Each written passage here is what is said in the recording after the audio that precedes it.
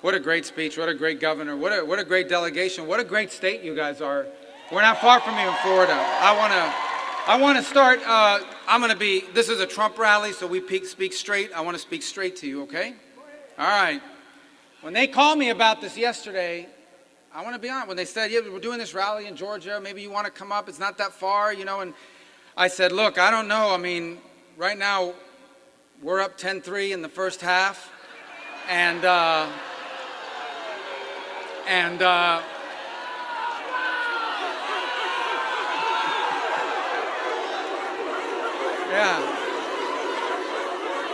I said, I don't know if they're going to want to see me tomorrow over there, because right now my Florida Gators are eating the dogs.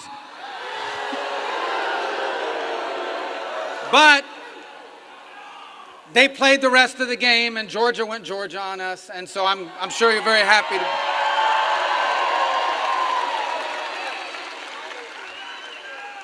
For the fourth straight year, and so, but I said, I gotta go. I have to be there. First of all, because they're gonna be in a good mood. And second, because of what's truly at stake. Look, I thought I was gonna come up here today and tell you about all the horrible things that are being said. I'll be honest, look, there's always been bias in the media. I don't know if you guys know that. There's always been bias and I mean bias exists because every human being is biased, okay? I'm biased, all right? We're all biased. But I don't think we've ever seen what we've seen in the last 10 days. This is nothing but a full-scale effort to do everything you possibly can at virtually every major media outlet in America to depress and suppress Republican votes and Trump voters and to undermine and prevent Donald Trump from being elected. I've never seen anything like it. It's a full-scale assault. Even yesterday, Kamala Harris was apparently on an airplane headed to Michigan. They called her, do you want to be on Saturday Night Live? And they made a U-turn, apparently left a bunch of people stranded waiting for her. I don't know how many people went to a rally anyway.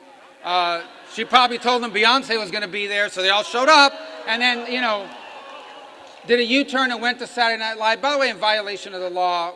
But my only hope was, I hope she laughed on Saturday Night Live in front of millions of people just heard her laughing for a few minutes, because that's probably worth 2 to 3 million votes right there.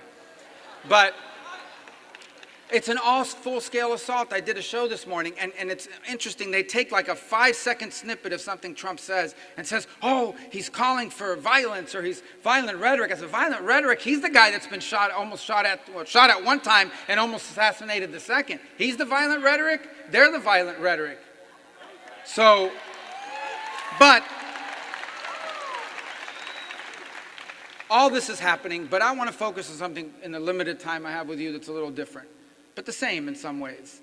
And that is what we're hopeful of.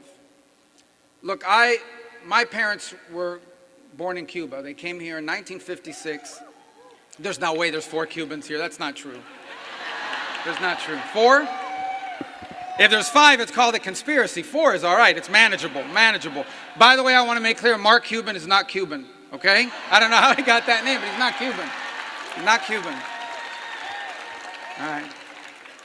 So, and I'm an American by birth, they're Americans by choice. And let me tell you something, there isn't a day that goes by, and this sounds like maybe it's not true, but it really is. There isn't a day that goes by where I don't thank God that they came here and that this country existed, that it was the nation that was 90 miles from the shores of the nation of their birth. Because it was the only place in the world where anyone from anywhere could achieve anything by working hard and playing by the rules.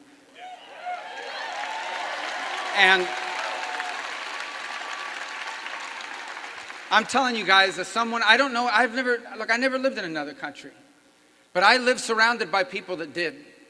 And the people who have come from other places and know what life is like outside of Americans, they're the first ones to tell you, do you guys have any idea how special, how unique, how extraordinary the country that you have is? How extraordinary and special the United States is.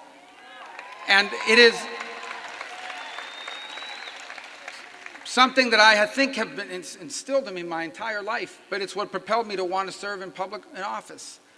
And it's what I fear is at stake and what we're losing. Not because our people are the greatest people in the world. We're still a great people, capable of extraordinary things. But we've been led by people who have led us on the wrong path, the path of decline, the path of destruction. And we have a candidate running for president that at its core, what his message is, it's the most straightforward message you can ever have. What is the message of Donald Trump's campaign? He wants to make America great again.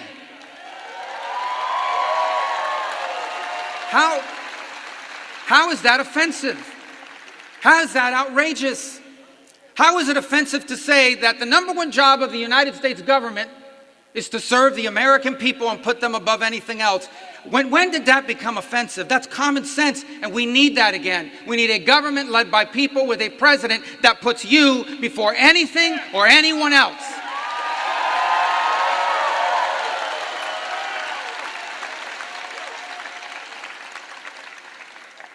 Since what is it offensive to say, look, we have a country, we have to have laws. If tomorrow you announced anyone who wants to come to America, please do, which is basically what's happened.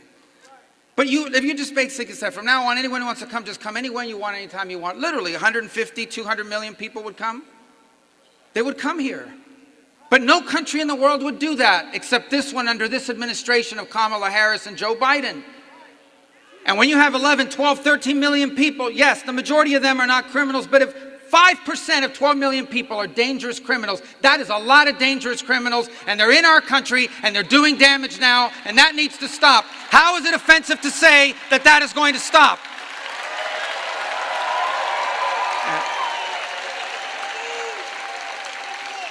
And how is it offensive to say that we want America to be respected in the world again? They don't respect Joe Biden. They'll laugh at Kamala Harris.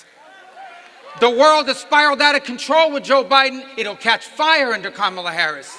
We'll have more wars and more conflict and less fear. So it is not radical and it is not outrageous to want a president that is feared and respected by our enemies and trusted by our allies, like Donald Trump. So, I am tired of bad news. I am tired of negative headlines about our country. I am tired of hearing the price of this is going up, and more crime over here, and more war over there, and less respect for America. We are tired of the bad news. We want to live in an era of prosperity. We want to live in an era of safety and security. We want to live in an era of peace, and we want to live in an era of strength. We want an America that dreams big again, and for that, we need to elect Donald Trump. That's the stake in this election.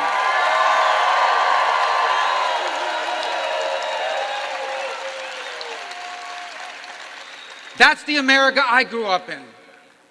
That's the America my children, your grandchildren deserve to inherit. And there's only one way to do that. And that is you have to come out and vote. We have to come out and vote. And if we do, Donald Trump will not just be our 45th president, he'll be our 47th. And America will be great again for our children and for the future. Thank you and God bless.